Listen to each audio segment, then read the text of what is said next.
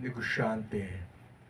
Ako po yung may-ari ng lupa roon sa may kanto ng Buendia at saka dating property ko yun sa may Dian, yung kantong-kanto. Almost 2,000 square meters. Pinala ko po magkaroon ng sinihan doon. Pagkatapos doon din po sa ibang probinsya na binala ko. Matagal ko na yung nasa isip yan na to control. Yung kaibigan ko rin po mga Rufino, naka-negosyo ko rin yun. Narentahan kong building nun for 5 years. Kasama ko si Dini Manoto. So talaga pong nasa puso ko yung itong film industry. At nung naging Kristiyano nga ho ako, natigil yung aking paghahanap buhay. Nag full time ako sa ministry.